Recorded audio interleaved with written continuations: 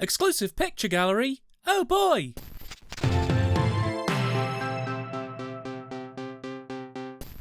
Probably one of the stranger titles to fall out of my local second-hand shop, Exorcism appears to be a largely forgotten production. With only 200 or so ratings on IMDb and 28 logs on Letterboxd, it's a film that I think was made for a very specific audience and has somehow wound up with an international distribution into a field that really is not its TA.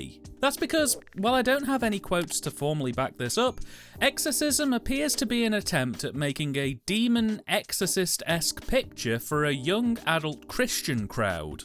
What I mean by that is, I believe the brief was teenagers like horror movies, but they aren't broadly that keen on God.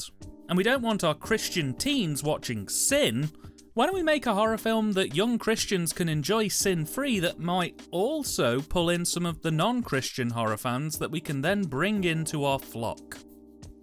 Enter William A. Baker, a religious filmmaker who strikes me as being of the same cloth as fellow evangelist horror filmmaker David Heavener, who picked up the baton and ran with the brief fully, producing the film you see here today that he self-describes as an educational spiritual warfare film.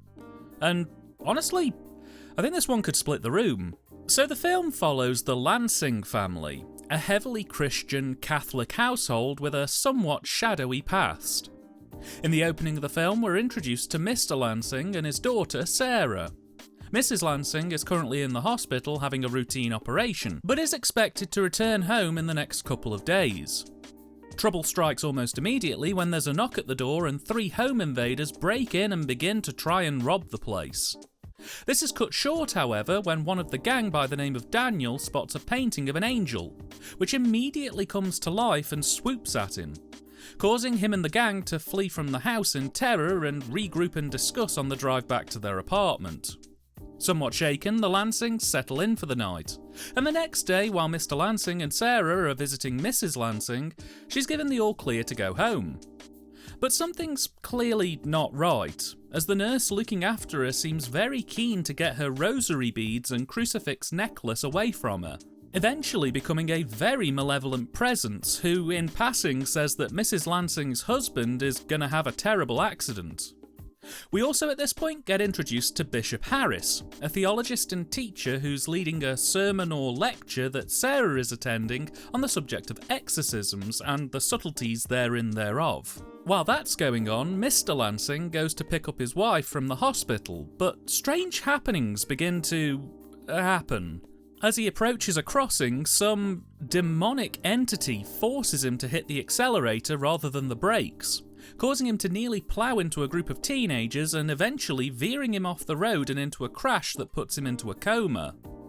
Sarah arrives at the hospital to help her mum get home, and on leaving, the demon nurse once again splurts out some dramatic verse about how her husband's life is in danger and that their souls aren't safe, before fleeing in a cab. Sarah gives chase, but she's long gone before they can get to her. At the same time, Mr. Lansing's heading to the hospital, and in his mind, his soul has been dragged down to the pits of hell, where several demony looking demons sit in front of a red curtain, gotta love the expensive set dressing, to tell Lansing that his time is almost up and that they've come to claim his soul. He looks like he knows exactly what they're talking about, but after saying the words God and Jesus a few times, he's able to escape them and wake up from his coma. Mrs. Lansing and Sarah then head back to the hospital to be with Mr. Lansing, and it's here that we're introduced to our final piece of the puzzle, Father Lansing, Mr. Lansing's brother and the uncle of Sarah. He's a devout Catholic priest, and we're introduced to him in the best possible way, as him and a friend are watching a news report about a mother who violently murdered several of her own children. Father Lansing and the other priest discuss the news and how awful it is, with the father adamant that mental illness pretty much doesn't exist, and that this absolutely had to be a moment of demon possession. There's literally no other explanation for the awfulness. He also takes the time to dunk on the medical community and essentially make out that there is no problem too small or great that can't be prayed away. Delightful. Anyway, he eventually gets the call that his brother's in hospital, and while he makes his way over there, another of the home invaders gets to dance with the devil as he picks up a sex worker who turns out to be actively possessed by a demon. She tries to get him to commit sin, he pushes her out of the car before speeding off back to the apartment. Back at the hospital, Father Lansing arrives, gets approached by the demon nurse who recognises him, but with a quick splash of bleach, holy water, to the face, she falls to the ground and he carries on. He meets with his brother and the pair chat. It's revealed that in 1975, when Mr. Lansing was at his lowest point, he made a deal with the devil to have a successful and fruitful life from that day forward. The demons obliged, and now they've come to collect his soul as part of the arranged deal. Father Lansing says this is all part of the end of days, and that basically he can feel that there isn't much time left for the earth as we know it, as there's more and more demon activity happening every day, and eventually final judgment will come. Which is then illustrated almost immediately when, back at the church, a group of demons spawn in on Lansing's priest friend, accuse the church of hiding paedophiles, which, fair play, and then they offer him a deal. In exchange for his soul, the demons will release the souls of the kids who were murdered. The priest refuses because he knows the kids' souls weren't the demons to take in the first place, so they pretty much just kill him, off screen. The next day, Mr. Lansing is free to go, so the group leave the hospital and head for home. But almost immediately we know that something's amiss because Mr. Lansing vanishes upstairs, gets the angel portrait and throws it out of the house before basically going full demon, which he'll remain for pretty much the rest of the movie. Father Lansing gets word that his priest friend has died and explains to Mrs. Lansing and Sarah that their dad or husband is now possessed, and that it's likely an exorcism will need to be performed in order to free him, before going upstairs to try and calm Demon Lansing down with some holy water. At the same time, the home invaders all meet up to discuss their various demonic encounters over the last couple of days, but Daniel says he hasn't experienced anything, which the rest of the gang take to mean that he's next rather than he's special, which is proved a short time later when Daniel goes to a church and meets Bishop Harris, with the aim of asking for forgiveness for all the naughty home invasions he's done, only to find that he's actually full-on possessed by a demon. Bishop Harris and one of his students perform a quick-form exorcism on Daniel and eventually manage to save his soul. At which point, Father Lansing and Sarah begin arguing about the terms of an exorcism, as Sarah isn't Catholic but thinks she knows more than an elder Catholic priest on the subject because she took a 6-month course in it this year. Ugh. Anyway, it's here that we find ourselves entering the final act. As Father Lansing goes to the church to request an exorcism, Bishop Harris begins to guide Daniel, leading to family fallouts with his dad, who wasn't happy that Daniel bailed on college and has no direction in life, and now isn't happy that he's a Christian, as it means he's found a purpose and he won't be able to drink or gamble with him anymore. And an investigative journalist begins snooping around after hearing talk of all of this end of days business. In a positively Jesus-tastic finale, will Mr. Lansing be exorcised? Will Daniel and his dad finally get it together? And if the demons are so truly unstoppable, how come their best play in this movie is possessing a nurse at a local hospital? They're demons. They could go for the president and launch the nukes. I don't know. Either way, a god-bothering time is guaranteed for all if you check out Exorcism. And I feel that the battle line on whether you'll get on with this one or not is pretty much going to boil down to your upbringing and your tolerance for campy, highly censored horror. I come from a heavily Christian background, though I wouldn't describe myself as a Christian. But I know the ins and outs. I spent a lot of time in sermons. The hymns were a real good time. And I can't escape the feeling with this film that it was made by a hip minister who was trying to give the parents of the congregation something sanitised and free from sin that they could show to their 13 to 18-year-old teens at Halloween or on movie nights as a way of keeping them away from the Freddys, Jasons and Pazuzus of the world, while also giving them something that would be considered hardcore in Bible Belt Christian communities and could have something resembling an educational aspect. Do not expect blood, guts and gore here, that doesn't happen. A few scratches on the face of our possessed folk and an admittedly cool but also kind of hilarious scene where Father Lansing is set on fire is about as intense as this film goes. It's a censored product. It was designed to give a softcore take on the more intense horror movies that could likely lead to sins being committed. If you want any steerage as to how intense this film is, it was rated a certificate 12 in the UK when it was released in the early 2000s. That'd be the equivalent of a PG rating in the States. You know what else got a 12 rating in the UK around the time this was released? The first season of the revival of Doctor Who. and that was really more for the extra features than for the main features themselves. There's minimal to no swearing, little to no blood or gore, no nudity, no implication of nudity, no booze, no drugs, nothing. It's a clean living horror film, with the horror not exactly chopped out, but toned down to vanilla ice cream levels. But that doesn't mean that there isn't fun to be had with this thing. On the scripting front, it's a bit of a mixed bag, but there is some good stuff to be found. The first act here is actually relatively solid. I feel like it establishes and sets up the characters well. Tonally, it comes in quite heavy at first, giving the impression that the film's going to be a bit more intense than it'll ultimately end up being. The pacing is nippy as we set up all of our playing pieces and actually give them a bit of backstory and depth that a lot more traditional horror films often tend to overlook. Probably the biggest issue with the opening third of this thing is just that it wears its Christian background so heavy-handedly.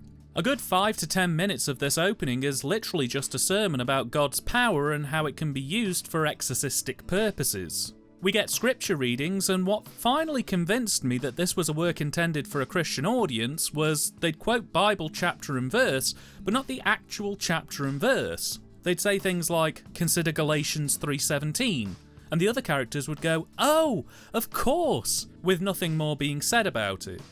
It was at that point that I realised, oh, This is a film for people who know what Galatians 3:17 is and don't have to Google what he's referencing.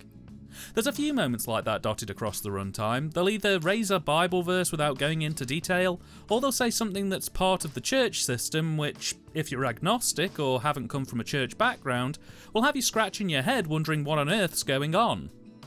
Or it'll have you reaching for your phone to brush up on your theology, because this film is not going to hold your hand through that.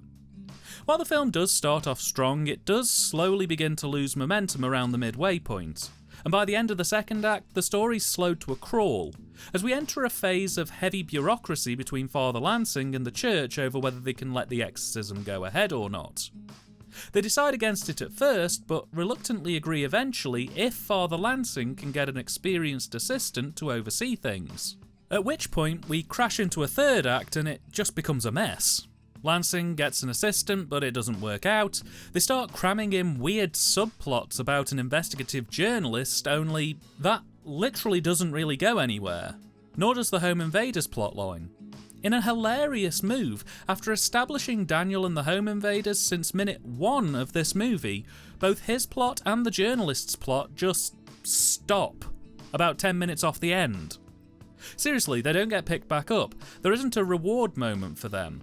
The journalist heads over to Bishop Harris's church to have a word, but he gets pulled away by Sarah and friend of the family Angela to discuss Sarah's dad's possession. And the next shot we see is the journalist and her friend back in the newsroom being a little cocky, but nothing's been resolved. We never find out if they ran the story or not, and we never get closure on why the hell they were in the film in the first place. Daniel pretty much disappears from the film shortly after he convinces his friend to also go and have an exorcism, and their plotlines never get resolved either. They just vanish from the movie about 10 minutes off the end.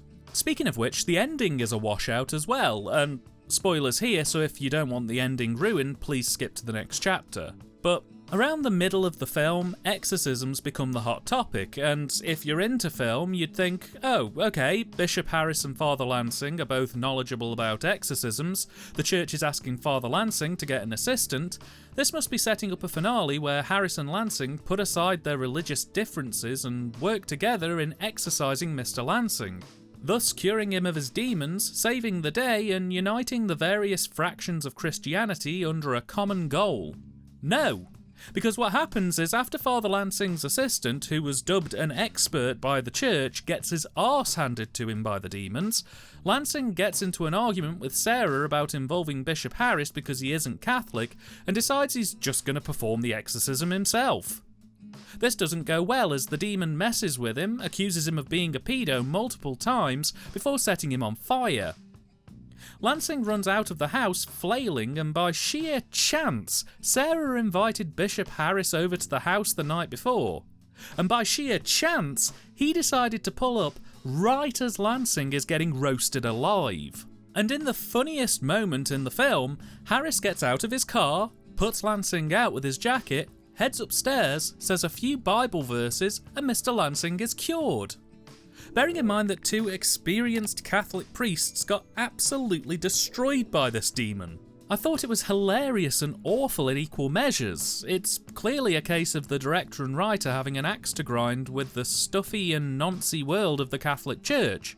But to see it played out here so aggressively by making them look utterly rubbish at their jobs, well, I really had to laugh. It ends up resulting in a film that starts off strong story-wise, quickly loses momentum in the middle, and hazily staggers over the finish line in one of the most written by a 5-year-old ways possible.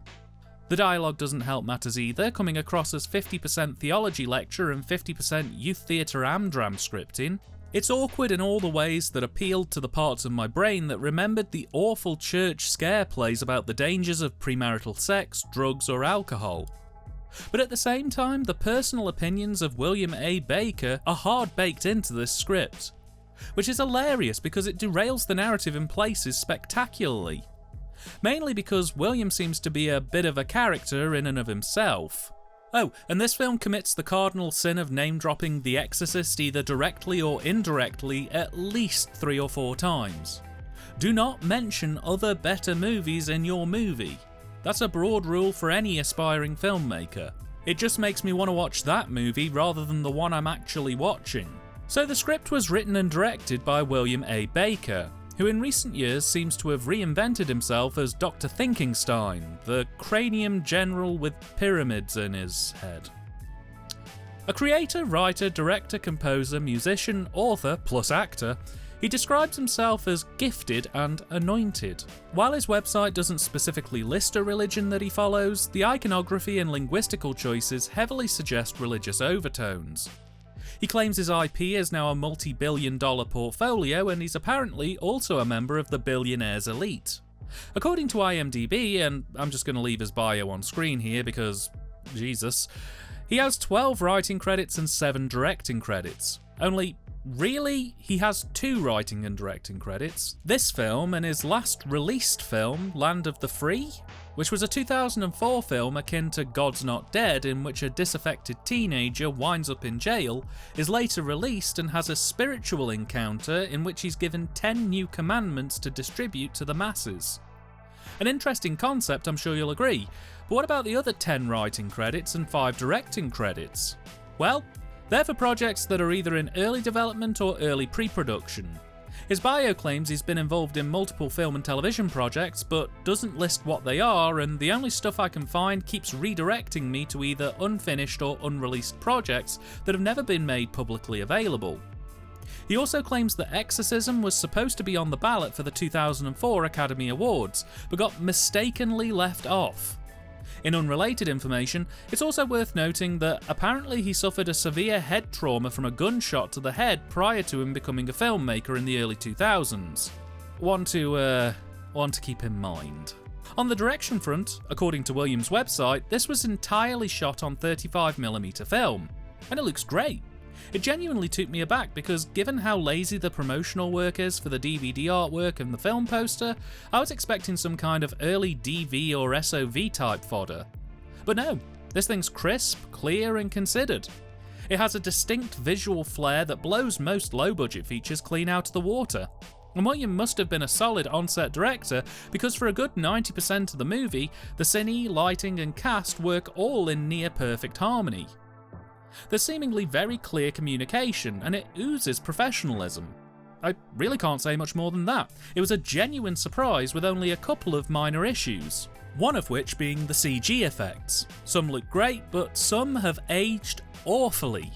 There really is no middle ground here. They either stand up really well 21 years on, or they would have looked rough at the time and have aged worse. But there isn't a lot of CG here, so I would say small mercies. The other is the cast direction.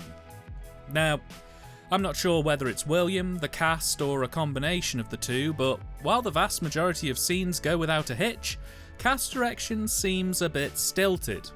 I have the feeling that William was very specific in what he wanted, which works great for the crew because it means they can work to exact plans, but I find cast members give their best when they're given specific instructions with just a little slack to experiment.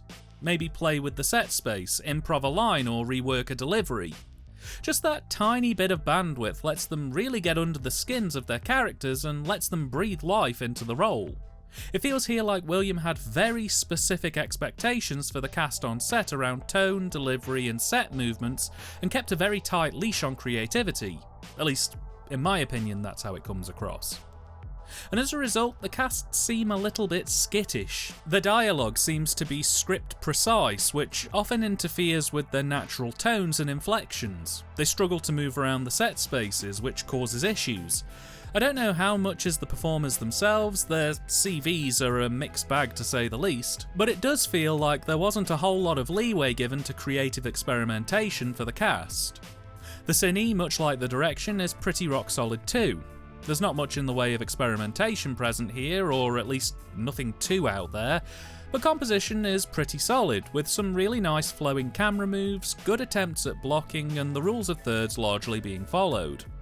The lighting is really a heavy focus here, with a lot of very interesting coloured gel light sequences being used, often contrasting dark and blue moody night sequences. It gives the film a real flair that I'm not going to say makes it unique in the film ecosystem, but it definitely made it stand out for me in the low to mid budget film scene. Being shot on film, everything does have a nice polished quality to it. The DVD really doesn't do it justice, but despite the cropped aspect ratio and compressed picture detail, you can really see the makings of a solid film here. It looks great and really helped elevate it above the usual dross that I cover on this channel. The editing is a little bit wobbly. Like, for the most part, it's fine. But much like the script, or even probably because of the script, as the film progresses, the edit does start to struggle a bit in keeping the narrative in check. It almost feels like they had to start getting a little bit conservative on the budget, because whereas the opening two acts are quite refined and flow and breathe nicely with engaging sequence structuring, the third act does appear to be missing some polish. The worst of the CG shots are present there, and as mentioned, most of the B-plots wind up basically abandoned, sequences start to lose their coherency a little bit, and scenes start to overstay their welcome a little bit more too. It's a shame really, because that opening is pretty solid, so to see it get to the point where it just starts to lose its thread feels like quite a fall. Performance-wise, it's not great and a little bizarre really. You have actors like Brian Patrick Clark, Jack Donner and Tony Burton, who all have fairly prestigious careers, or at the very least a very high credit count with some big hitter roles, mingled in with people like Karen Knotts, Nicole Dion and Dwayne Chapman, who all have low double-digit credit counts, with their big hits being things like Vice Academy 5, Hobgoblins 2 or Leonard Part 6. It feels like there's a huge gap in experience, and the results are a somewhat surreally spattered range with some actually pretty solid performances. For my money, Tony Burton is the best performer in this thing and easily blows most of the other cast away as Bishop Harris, with performances that wouldn't have felt out of place in The Room. The odd mishmash of genuinely solid performances and utterly dire ones is compounded by the direction in places, which stifles any room for the actor to make the role their own. And the result is a tapestry of quality, with some scenes really feeling animated and lively while others really languish. And finally, the soundtrack. It's a kind of mesh of choral Exorcist knockoff style tracks married to traditional late 90s sounding horror scoring. Oh, and there's 2 hip-hop tracks thrown in for some reason as well. I have no idea why, but it's okay, it works for the film. It never felt overused or overly interfered with the on-screen action, and for the most part I'd say it actually helped punctuate some of the stronger key moments. Exorcism was released in 2004 on DVD by none other than stranger a soulmate of Chucky's distribution company, Lighthouse Entertainment. And when the DVD proudly boasts a production stills gallery on the front of the box in big red letters, as if that's supposed to be the USP, you know the release is gonna be golden. To Lighthouse's credit, they did keep one little secret surprise for anyone who picked this DVD up. There's not just a production stills gallery, there's 2 production stills galleries, but one of them is presented as a video montage. Yes, finally, giving the people what they want. There's no subtitles, no trailers, which is disappointing because a trailer is available on YouTube, no commentaries, the menu screen goes black every time you select an option, the film's cropped into 4:3 because this is an early 2000s release and it's been compressed to the point that a lot of the lovely film grain is missing. And the sound isn't exactly well balanced either. It's not a great release. It's also now long out of print, with no Blu-ray plans, and it looks like even a HD copy making its way to streaming would be a bit of an ask at this point. There are stray copies floating around eBay and secondhand DVD and Blu-ray shops, but prices seem to fluctuate depending on where you go. So my advice is, if you're curious, shop around. There's a fair few about, but you can get this for a real bargain if you look at a few different places. If the brief for this movie was make an Exorcist-inspired horror film for a young adult Christian worshipper crowd, something that can feel scary without feeling sinful to the Bible Belt folk, then I'd say this film's a roaring success. It absolutely achieves what it sets out to do. This is a fairly inoffensive, somewhat spooky, well-made little Christian horror movie. Calling it educational spiritual warfare may be a bit of a stretch, but I could absolutely see Christian parents leaning into this as a way to allow their teens to watch scary movies without having to worry about them seeing stuff that they shouldn't.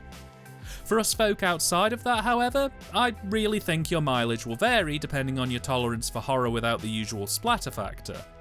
I could easily see folk who devour movies like Terrifier or the Saw films yawning themselves into a coma over this, and maybe even getting angry at the fact that they're essentially bastardizing a well-respected genre. Others, on the other hand, may kind of get on with its weird horror film that's anti-horror stance. I kinda did. I'm not saying that this will be in regular rotation, but I'm gonna be hanging on to my copy because I could absolutely see myself checking this thing out again in future. Definitely a bit of an oddity. I think I would suggest checking this thing out as a bit of an off-the-beaten-path feature.